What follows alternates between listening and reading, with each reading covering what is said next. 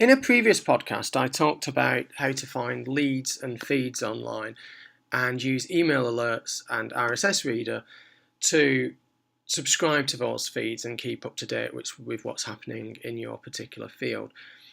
In this screencast, I want to talk about following those leads up and starting to gather the background and case studies which often add colour and context to the stories that you're reporting.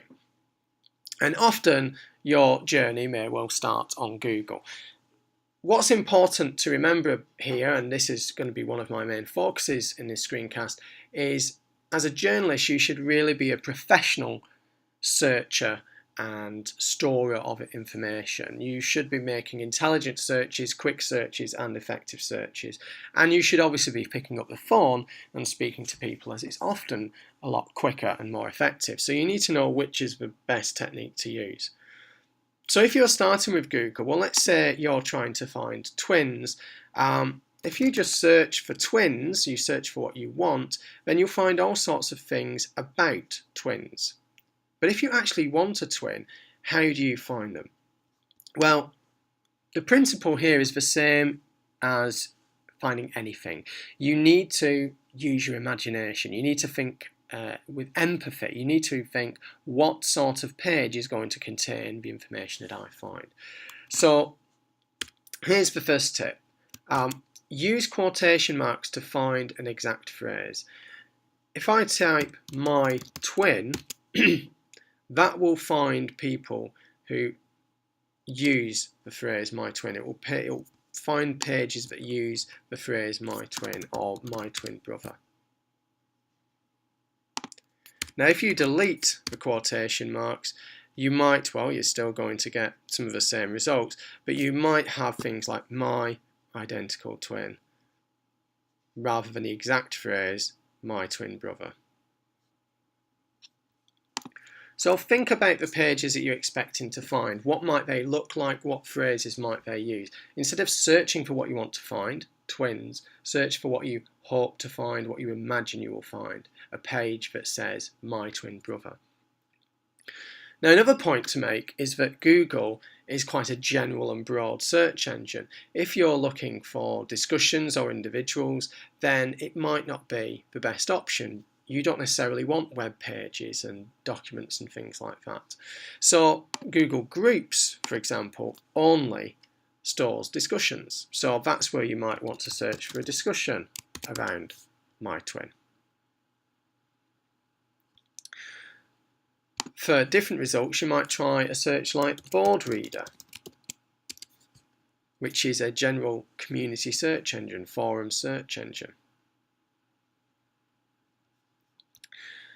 And for more specific searches, you might want to try and find a forum directory or a particular forum that covers your area. Let's say for some reason you're interested in mobile discourse. That's the address for this site. You can search it. Let's see if there are any people talking about their twins on this forum. Sadly not. The other thing you can do is search this through Google. If you copy the web address and go back to Google, you can put "site" before the web address. Now, you don't need the HTTP or the www. You just need this part of the site. So everything that comes after www or HTTP and before the first slash. So if I do a search with "site:" and then that address, no spaces, by the way, I'll get all of the pages that Google knows of that exist on there. So I can search for "illegal," and that's only going to find pages with "illegal" on those sites. So we've got two techniques so far. We've got the quotation marks to search for an exact phrase, and we've got "site" to search an exact website or a specific website. Now, you can also use that to look more generally. So bbc.co.uk will only search that site, but I could just say "site.co.uk," and that will bring back results where websites are on .co.uk domains. Gov.uk is a very useful variation on this if you're only looking for governmental websites. And you can do the same for NHS, for health sites, police, for the police, and even MOD.uk for the Ministry of Defence. There is actually as well an SCH.uk extension which is used by schools. This is more hit and miss, but it's worth pointing out. And of course AC.uk for universities. Outside of the UK, you could use site.org, site:/org, for generally non-profit websites, and you can just use UK for websites for, at any UK domain, .org.uk, .co.uk, and so on. That won't work with sites like .org, which don't have .uk in them.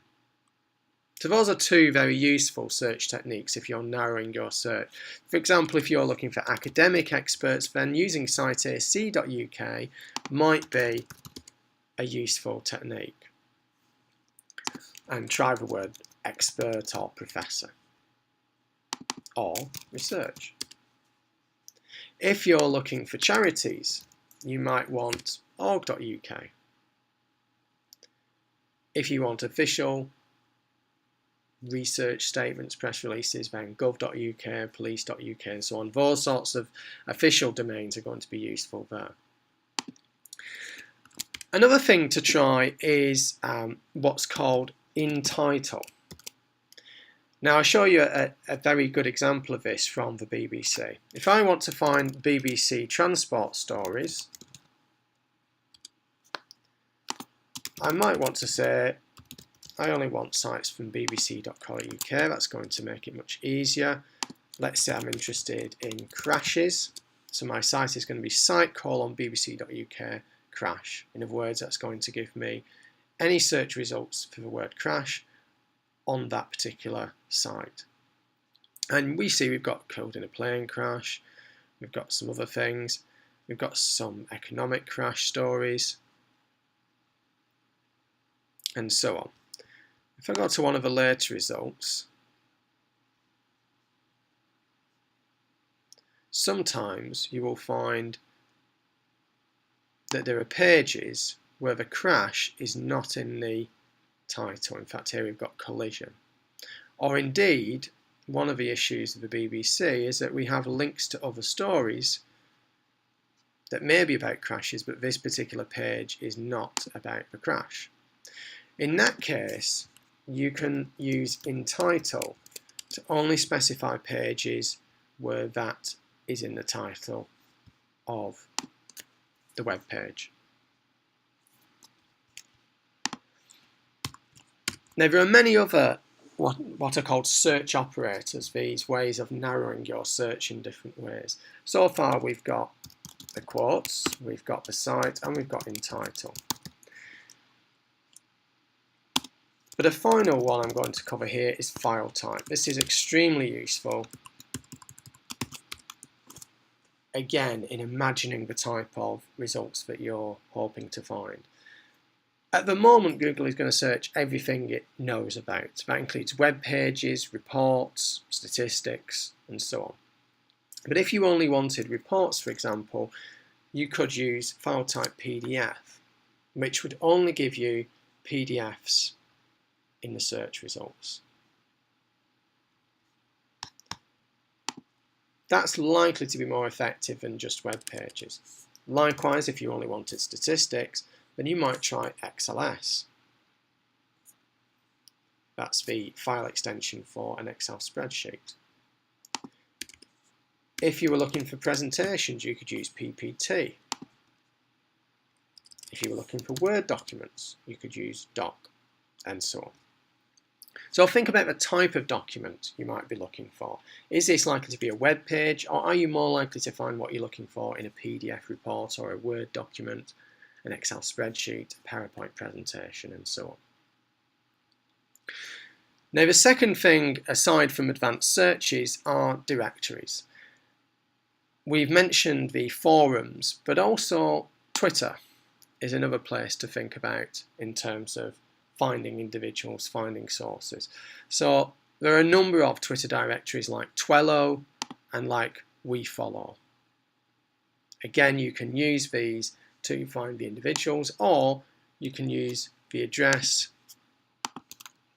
with the site operator in Google.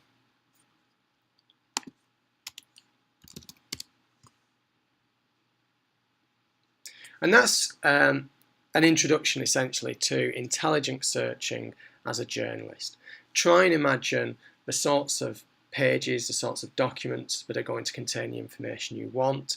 Is it going to be on the web, or do you want to restrict your search to news websites? Do you want to restrict your search to blogs or discussions or even videos? Think about the type of content that you expect to find. Think about whether Google is even the way to find that. Do you need to look in forums? Do you need to look in directories? And the more you exercise these techniques, the quicker you will get at finding the background information that you need.